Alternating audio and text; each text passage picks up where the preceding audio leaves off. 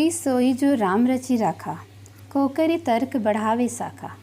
रामचरितमानस की यह चौपाई खुद तुलसीदास जी पर भी लागू होती है, जिन्होंने इसकी रचना की है। अगर राम की इच्छा नहीं होती तो प्राणों से प्रिय पत्नी उनका तिरस्कार नहीं करती और राम बोला से तुलसीदास नहीं बनते। यह बात स्वयं तुलसीदास जी भी स्वीकार करते हैं, इसलिए पत्नी को क्षमा करके उन्हें अपना शिष्य बना लेते हैं। दरअसल इस पूरी घटना के पीछे एक बड़ी ही रोचक कथा है। तुलसीदास जी के बचपन का नाम रामबोला था।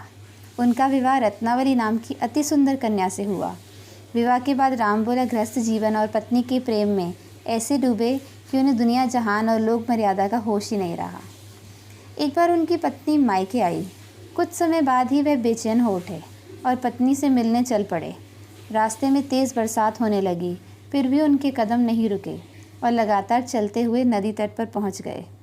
सामने उफनती हुई नदी थी, लेकिन मिलन की ऐसी दीवानगी छाई हुई थी कि नदी में बहकर आती लाश को पकड़कर नदी पार कर गए। देर रात जब पत्नी के घर पहुंचे तो सभी लोग सो चुके थे। घर का दरवाज़ा भी बंद हो चुका था। तुलसीदास जी को समझ नहीं आ रहा था कि कैसे पत्नी के कक्ष तक पहुंचा जाए। तभी सामने खिड़की से लटकती रस्सी जानकर सांप की पूंछ पकड़ ली और उसी के सहारे पत्नी के कक्ष तक पहुंच गए। पत्नी ने जब रामबोला को विक्षिप्त हालत में अपने पास आया देखा तो अनादर करते हुए कहा, अस्थि चर्म मैं देह यह, तासो ऐसी प्रीति, नेकु जो होती राम से तो काहे भवभीत। यानी इस हाड़ मास की देह से जितनी तुम्हारी आसक्ति है, उसकी आधी भी अगर राम से होती तो तुम्हारा जीवन संवर गया होता। सुनकर रामबोला सन्न रह गए। उनके हृदय में ये बात गहरे तक उतर गई और उनकी ज्ञान चक्षु खुल गए। उनको अपनी मूर्खता का एहसास हो गया।